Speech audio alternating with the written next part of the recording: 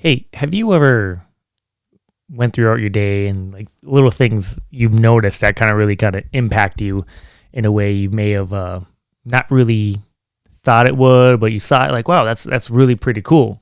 So the other day I had two things that happened to me that I thought were a little bit out of the ordinary or things I just haven't noticed. So I went to Jiu Jitsu and the ladies kickboxing class started, and I always remember it being like 4 or 5, maybe at the most 10, and the class was packed, just straight packed. And I was like, I'm like, wow. And I looked at my coach, my instructor Dylan, and I was like, hey, your women's kickboxing class is doing really well. And he's like, yeah, we're really thriving. There's a lot of cool people that are starting to join.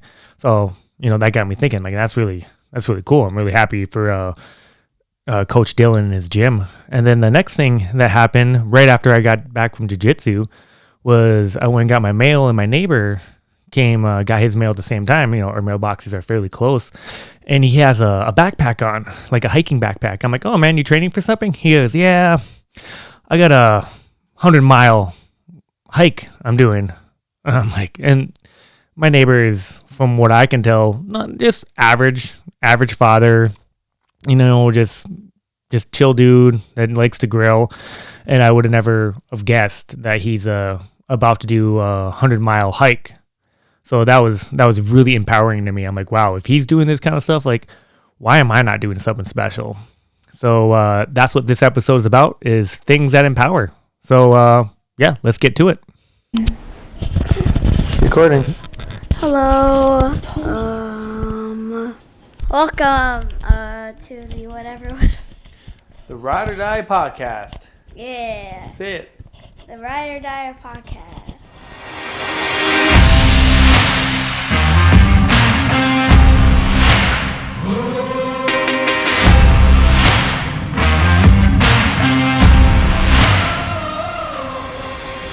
Welcome everybody.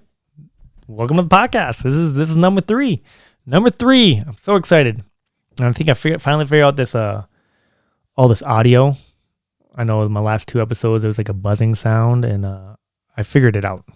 So just bear with me. I'm gonna get this. Yeah, here we go. If you listen to that intro, it talks about empowerment.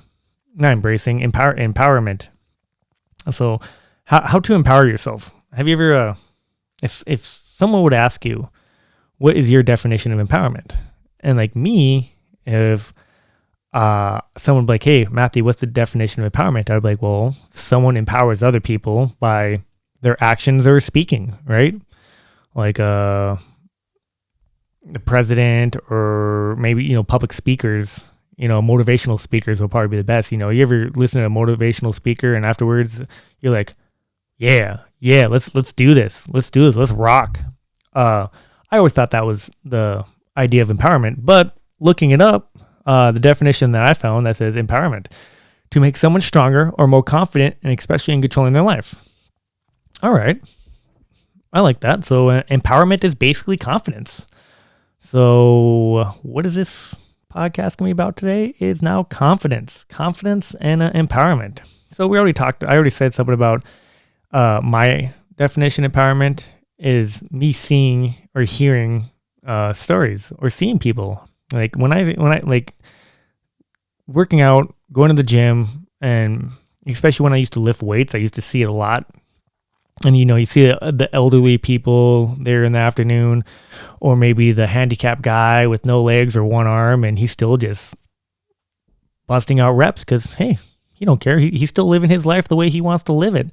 And that's super cool to me. And that's very empowering to me. Even seeing kids, watching my daughter try stuff and watching my daughter get scared and not be able to do it, or think she's not be able to do it. And then maybe I'll show her a different route on doing something. And all of a sudden she's like, she can do it. And then to see her face of excitement that she just accomplished something is empowering to me.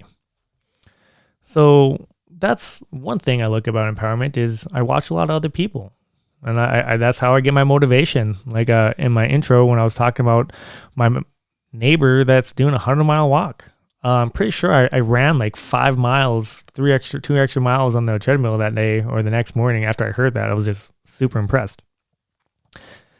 So let's talk about confidence. How does one gain confidence? The only way I can think about gaining confidence is overcoming fears. So basically, is what are you scared of? What are most people scared of? So I looked it up, and like I only picked the ones that I wanted to use, but some of the most common, some of the most common fears are public speaking, heights, like going fast in a vehicle, the thought of being attacked. So basically, most people in the city, I would assume, a lot of people are scared of guns for whatever reason, and most people are scared of trying new things. Everybody gets in their little habits, in the little routine, and never want to change. They just kind of keep going what they're doing, which is all right. That's not the way I live, but as long as you're happy. So we're gonna talk about things we can do to increase our confidence, and the things that I do. I don't know what you all do, so maybe you'll get something out of this. Maybe you won't. But yeah. So remember, like when you choose something, it could be anything from martial arts, which is my first topic, is martial arts, and my first topic and my last topic are kind of my main focuses. But my last topic, I'm leaving for the end because I want to. But you get to choose your discomfort. You get to choose your level of involvement. So always start low. The easiest quote I can say this: every marathon started with one step. So just take that first small step and just slowly get into it. And even if it's not even trying your objective, it's just learning about it, investigating, Googling it. So just keep that in mind. If you want to try something, YouTube it. I think I use YouTube mostly for most things I use when I try something. I Google everything. I think Google or YouTube. So, but yeah, let's get right into number one. It's martial arts. I love martial arts. I used to do Taekwondo when I was younger. I'm very much into Brazilian Jiu Jitsu, and Brazilian Jiu Jitsu is my jam. I'm going to talk about it a lot. It's probably going to be one of my main focuses of this podcast is Brazilian Jiu Jitsu. It's my ride or die. Boom. But yeah, and there's also Muay Thai. I think are the two martial arts that I think everybody should kind of learn how. Everybody should learn how to hold themselves on the ground if someone's attacking them, and someone should know how to be able to stand against somebody if they're trying to hit them. And that's the nice thing about Muay Thai and like Taekwondo, showing distance. Showing distance is a big thing when it comes to martial arts and in just everyday life. If you ever got in a like an altercation, and most people don't know how to stand. They square up and their chest gets out and they cross their arms, and I've seen some people get smacked because they're talking shit and they cross their arms. Okay, you can't defend yourself if your arms are crossed, and all of a sudden, pop, guy's on the ground. I've seen that. I've seen all kinds of stuff like that.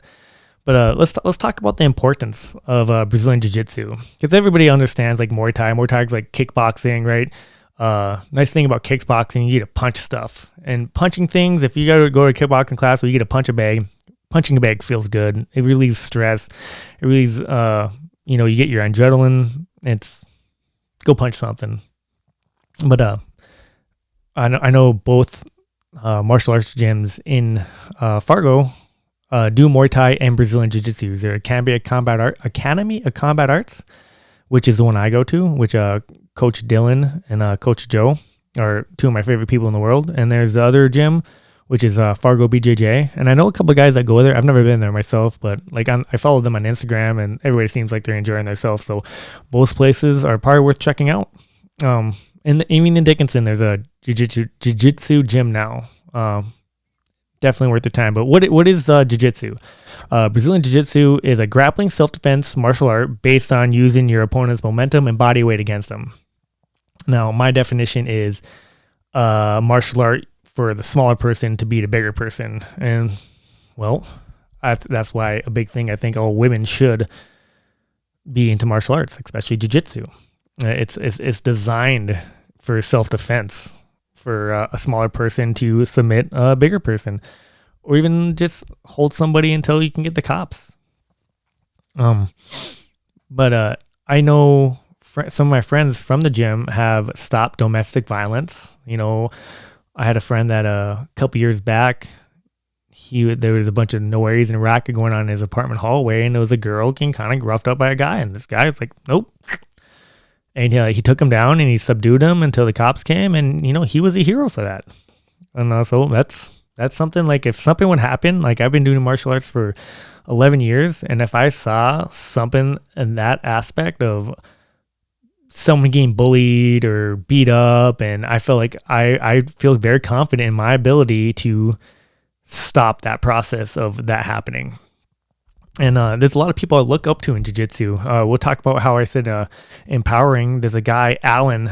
Alan is a older gentleman that goes to Muay Thai, and he's even been to Thailand doing Muay Thai stuff. The guy's great. He's actually a jazz drummer, and he was one of Travis Barker's drum teachers. The guy's cool. He has such an interesting story. He's really big in the jazz community. But I used to always, pick. I don't want to say, like, I used to always make fun of him. Like, hey, let's do some jiu-jitsu. Well, one day he called me out and he's like, hey, I'm doing jiu-jitsu and you're my partner, Matthew. And of course I was like, yeah, come on, Al, let's do it. And he struggled. He's not young like me. He's older, a little bit overweight. So it was difficult to him, but he's been back and back and back, and he did it every once in a while with me, and he's one of my heroes. He's one of my heroes that he's in his 60s. I believe I could be wrong, but I'm pretty sure he's in his 60s. So Alan, if you hear this, like, I apologize. But let's just say he's a lot older than me, and he's still bettering himself through martial arts. And for that, he's my hero, and I want to be just like him when I'm older. And he's passionate. He has a very passionate life. So Alan's my man.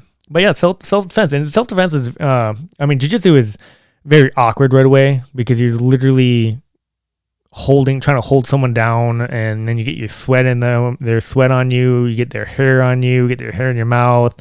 It's just very awkward. But the nice thing about Brazilian jiu-jitsu compared to, well, just like all martial arts, you get promotions. And when you get a promotion, it's very fulfilling.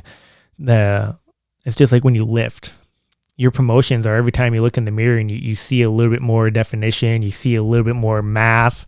That's a promotion when it comes to lifting. When it's jiu-jitsu, you get your belt, you get your stripes, and it makes everything worthwhile. Now, at the end of the day, the more you're into jiu-jitsu, and probably all martial arts, it's not about your promotions. It's about the journey and your how to learn this art. So, but right away, that's what people go through. It seems like with jiu-jitsu, people get to that blue belt and they call it good for whatever reason. There's like the blue belt curse. But jiu-jitsu will be always my go-to. But so let's get on the next one. Next thing that'll build confidence that most people probably would find scary is rock climbing. And most people probably don't understand, but rock climbing, okay, when it comes to heights, people tend to freeze. And the nice thing about rock climbing, when you get to those heights and you get to a point where you don't know where to put your hands or feet next, so you're able to get to that next height. So you're at heights, plus you're trying to solve a puzzle as you're exhausting your arms and legs, as you're exhausting your body. Now that's a difficult thing to do, especially if you're afraid of heights, and you gotta calm yourself, because I'm not really afraid of heights. I work on a drilling rig, and I'm at heights at all times. But when I'm rock climbing and it's just my fingers, yeah, I'm held up by a rope or however their setup is at whatever gym you're at. But it's nerve wracking, because you just look down and you're like, oh, okay, well, yeah, let's figure this out. And then the hardest part is when you get to your height, to get down, you just gotta let go and just willingly let go. And that's a weird feeling. So if you ever get a chance to rock climb, there's not a lot of rock climbing places around here. I know Dickinson at the community center, there's a little rock climbing wall which is it's not very high. I think it's only like 20 feet, maybe higher, which is worth trying out. Fargo Moorhead has a bouldering where it's a bouldering is not when you're tied off. You're just climbing like a little rock, and it's a lot of fun. It is a lot of fun. I haven't been to the one in Moorhead. I really want to go try it. I got a friend that does it. I'm gonna hit him up one of these times, and I'm gonna challenge him because I like going to. Me and my daughter, we go to Minnesota, and there's I can't remember what it's called, but they got a big rock climbing wall where all you do is hook yourself onto this rope, and the rope will go up with you, and then it'll bring you down slowly. And it's a lot of fun. My daughter loves it. We have a couple YouTube videos of us doing it. It's worth it. So if you get a chance to go rock climbing, if you want to try something new, it's even a good first date. If you got a good first date and take them rock climbing, I love rock climbing. So now that summertime's here, let's talk about motorcycle riding. Motorcycle riding is like one of the calmest things I know how to do. And I don't get to do it very often since I live in North Dakota and we can only do it in the summertime. Yes, I've done it in the wintertime, but it sucks. It's more or less like a pride thing. But so let's talk about motorcycles. One, motorcycle riding is a dangerous activity. It's like the motorcycle is not dangerous. It's the person riding the motorcycle if you're doing dumb stuff like going fast or whatever. But the most dangerous part about motorcycle riding is people not seeing you and the dust and the gravel on the ground. I know they say you're 26 times more likely to get injured or death in a motorcycle accident than it is to in a car accident, which makes sense because you don't got a seatbelt, you just go. And I was in a motorcycle accident probably like 4 or 5 years ago. I was leaving Sturgis going back up to Dickinson. It's like a 300-mile drive, and a lady stopped traffic. Stopped in front of my group very suddenly. And when I hit the brake, my front brake locked up. And I was going about, I think the speed limit was like 65. So I know I was going at the minimum was 65. And my front brake locked up. I laid my bike over. Then I slid into my buddy and he laid his bike over. And actually, surprisingly enough, the girl on the back of his bike, she didn't even hit the ground. She went from his bike to my bike. And she had no injuries. It's crazy to me. I messed up my hand and my leg a little bit. So motorcycle riding is absolutely dangerous in a sense of what other people are doing and what you're paying attention to. But let's talk about benefits. Benefits, okay, one, people don't understand that you burn a lot more calories riding a motorcycle because you got to control the balance of your bike. You got to control your core, your arms. It's a workout, especially if you're fighting the wind. It's worth it. It helps your core, it helps your back and neck strength. It gives you an adrenaline boost, which is always cool if you want to get on it every once in a while. But the best thing about it is it gives you a better mental outlook on what's going on in life. If you like, my favorite time to get on a bike is my favorite ride was me and my girlfriend were coming back from Detroit Lakes back to Fargo, and we took a different route, and it was such a lovely day, and we're going through the little countryside of Minnesota, and there's little lakes and trees, and it was just a gorgeous day, and that was my favorite ride. I can't wait for the summer to happen and for us to go back and do that. But it's calming. So if you get a chance to learn how to ride a motorcycle, it's well worth it. I knew a girl on her Facebook. She's like, I'm learning how to ride a motorcycle. I'm taking motorcycle classes. I'm like, yep, I like that. Like button. And then like a couple weeks later, she goes, motorcycles aren't for me. I don't know what happened. Maybe she laid her bike over or something like that. I know my sister Mariah, when we were taking the bait course when we were in high school, she laid her bike over, and but she continued doing it. But it's not made for everybody. Get a moped and even take the bait course. A bait is a North Dakota program. I think it's not just North Dakota, but a bait stands towards American Bikers Aim Towards Education. It's a class. It brings down your insurance. And when I took it, it was 3 hours of classwork and 3 hours of actually riding, and they've provided the motorcycles. So you didn't have to bring anything. You just had to bring the proper attire and a helmet. So if you ever get a chance, go learn how to ride a motorcycle. Summer's here, or summer's almost here, I thought. So let's talk about number 3. And number 3 is kind of controversial because the government wants to not have us have all these. They say they do, but we're talking about guns. Okay, I think everybody should learn how to shoot a gun just for self-defense reasons alone. That's why these would be my 1 and 2 are Jiu Jitsu and learn how to use a gun. The thing about learning how to use a gun, it's scary. Even the first time I shot it, I was scared. I had my hand on the trigger. I didn't know when it was going to release. I didn't know how it was going to feel. I didn't know what kind of pushback it was going to do. And now I love it. My girlfriend, actually, for my birthday, she got me a membership to the gun club, the Bill's gun range. So now I just go. I go shoot as often as I can.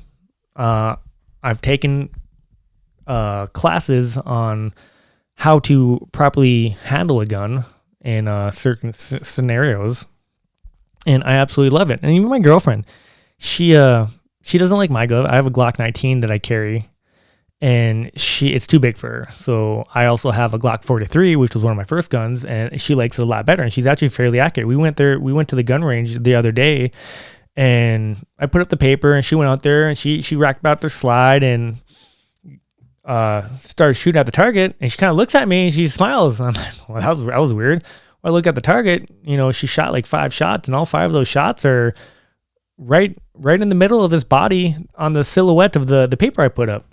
So she has got a lot more confident in just shooting at this paper. It's really cool. I was really proud of her. It's one of those things that she hasn't come shot with me in a long time.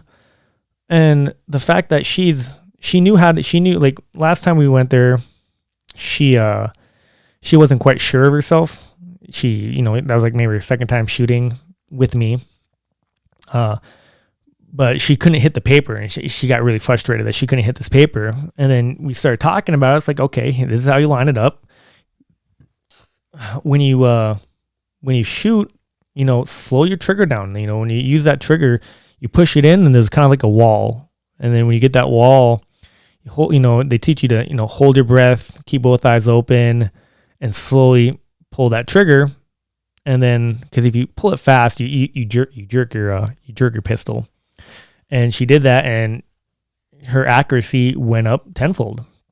So now that she knew this, and now the next time we went, like the other day when we went, she knew the process. So she wasn't as scared, and she really enjoyed it. And then she went, like, I didn't even notice, but she went back there and she filled up her clip, her magazine, and she wanted to shoot some more. So I was really proud.